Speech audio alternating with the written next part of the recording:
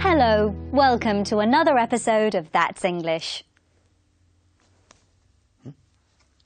Oh, hello. I'm reading this book by Stephen Hawking about his early life. I'm full of admiration for him. In fact, he's one of my heroes. Who are your heroes or heroines, Samantha? Oh, I really worship Angelina Jolie, not for her acting, but for her humanitarian work. In today's episode, Danny and Omar are discussing Danny's hero, business guru Graham Snow. While you watch, try to answer this question. Who is Jane and what are her feelings about Graham Snow?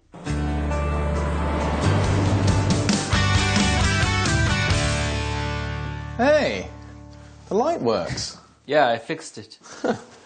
That's clever. Yeah, I'm pleased with the result. That looks nice. Would you like some? Oh, no thanks. I'm having lunch at a conference. This guy is giving a talk. I couldn't go last time, and I was really disappointed at not seeing him. Who is that? Only the Graham Snow, one of the biggest icons of the business world. He's my hero. He's presenting his latest book, How to Make It in Business. What makes him such an expert? Oh, his achievements are endless. You mean he's made a lot of money, huh? He does a lot for charity, too. He's said to have set up a children's foundation. I'm always suspicious of these sorts of people. Well, I'm full of admiration for him. He's a self-made man who was a complete unknown 20 years ago, and now he's a millionaire. How brilliant is that? Okay, so he's rich. It doesn't mean you have to put him on a pedestal. He's rumoured to have a personal fortune of $500 million.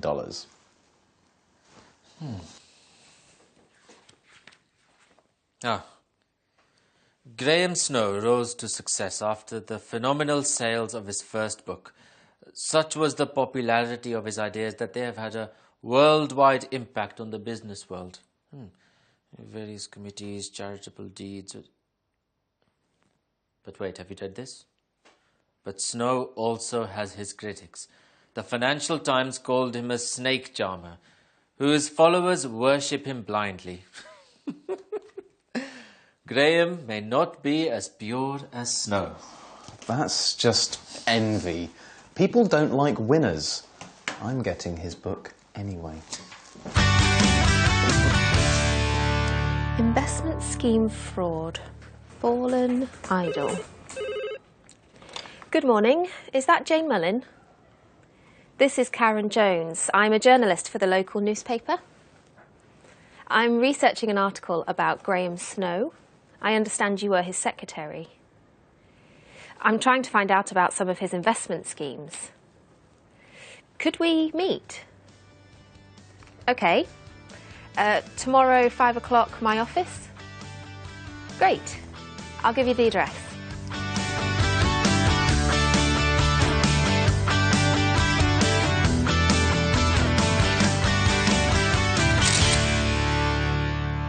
I haven't seen Graham Snow for 10 years. I thought he'd sunk into oblivion. Then I saw him on TV last week talking about his new book. Yes, he's a business guru now, and he's known to be the champion of altruism. Altruism? Graham Snow? What was he like when you first worked for him? Well, he was quite modest and yet charming. He was a rough diamond. You could see that he had a lot of potential. I was thrilled to be working for him at the beginning. So what happened? A lot of people lost a lot of money because of Graham Snow. I felt so disillusioned I had to leave. The person you really need to talk to is one of the victims of the fraud. Well, it looks like Danny's hero could be a fallen idol. Were you able to answer the question? Who is Jane and what are her feelings about Graham Snow? I'm researching an article about Graham Snow. I understand you were his secretary. A lot of people lost a lot of money because of Graham Snow. I felt so disillusioned. Jane used to be his secretary, and now she feels disillusioned by his actions. During the video, Graham Snow was described in different ways. Some of them were positive. One of the biggest icons of the business world. And some were negative. The Financial Times called him a snake charmer, whose followers worship him blindly. A snake charmer describes someone who seduces or manipulates people for their own benefit. In the film, people speculated about Graham Snow using the passive form, be said to and be known to. He's said to have set up a children's foundation. And he's known to be the champion of altruism. Angelina Jolie is said to give away a third of her earnings. And Stephen Hawking is known to have motor neuron disease. We also heard different expressions related to fame and success.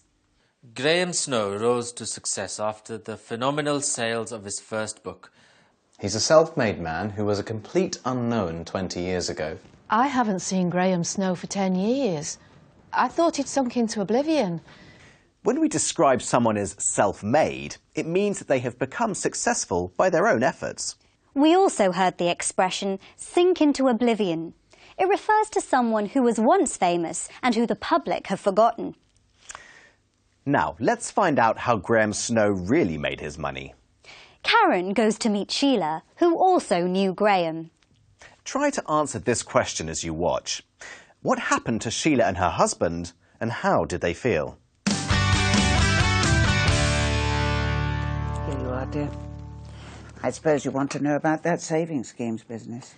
Yes. What happened? It's a long time ago now. My husband and I invested in a savings scheme. The man who sold us the scheme was so persuasive. He totally won us over. He had such an air of authority. Was it a lot of money? Yes, so sure were we that we put in all our savings. First year the scheme did very well. We were delighted. But then, Things started to go wrong. following year, we didn't hear a word from him. My husband tried to contact him, but he just disappeared into thin air. And you never got your money back? No, we were devastated. My husband got very depressed. We'd lost all our savings. I'm so sorry. And you never saw the man again? Not until last week. He is the Graham Snow. He was interviewed on TV, showing off about his latest book, Horrible Man. Sitting there in his expensive suit, so arrogant, and what was really terrible was he was going on about making donations to charity. And it was our money. Hi, Danny. Are you still reading that? Nearly finished. He's a genius, and what's amazing is when you meet him, he's such a humble guy. No, what's amazing is that he's fooled people like you. What do you mean? I've been trying to pluck up the courage to tell you this.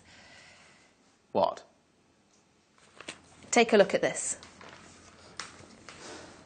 I don't believe it. Newspapers are always trying to discredit successful people. Who wrote this? I should have guessed. It's the Karen Jones. I've double-checked all my sources, honestly. I know you must be very disappointed about this. I just don't believe it. It can't be true. I'm afraid it is. His business schemes have ruined a lot of people's lives. Well, I'm shattered. He was my hero. Right, I'm going to do something about this. But what can you do? I'm going online to write a blog about the book. I'm going to give it a bad review. Can I put a link to the article with it? Mm-hmm. I look happy here, but that was before I discovered that Graham Snow has failed to live up to his reputation and his reputation will now be his downfall. Yeah. Or, should we say, his snowfall. Very good. Poor Danny. His hero turned out to be a real villain. Did you answer the question? What happened to Sheila and her husband? And how did they feel? My husband and I invested in a savings scheme. The man who sold us the scheme was so persuasive. The following year, we didn't hear a word from him. We were devastated. My husband got very depressed. We'd lost all our savings. Sheila and her husband lost all their savings. They felt devastated, and Sheila's husband got depressed. We can use what is or what was, followed by an adjective, to emphasise things we think are important. What was really terrible was he was going on about making donations to charity. What's amazing is when you meet him, he's such a humble guy. No, what's amazing is that he's fooled people like you. Notice that after the adjective, the verb is repeated. For example, what's interesting is, or what was upsetting was. When we want to emphasise the importance of a person in a story, we put the in front of the name. And notice how it is pronounced the.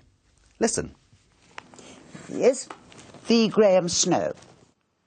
I should have guessed. It's the Karen Jones. We can use the to express objects as well as people. For example, last night I saw the funniest film, Hot Pursuit. You must see it. What's amazing about you is you have the worst taste in films. Oh, well, now let's hear from the people in the street. We asked them, who would you say are some of your heroes or heroines? And why do you admire them? I'm inspired by music and creativity. I've always liked Jim Henson, who created the Muppets, and I think he combined imagination and music for a wide range of audiences. Our parents, both of us. We both came from really great families. We're from big ethnic families, and we've been really blessed in that way. Those would be our heroes. Just Beyonce. I don't know, when I look at her as a woman, she just is empowering to women, you know, to do more, to be independent, to be bold, brave, embrace life, feminine.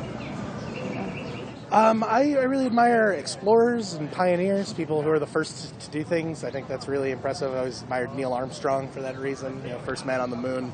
I like J.K. Rowling, the author that made the Harry Potter books, because she came from nothing, and now she's really famous and wrote really great books. My father, because he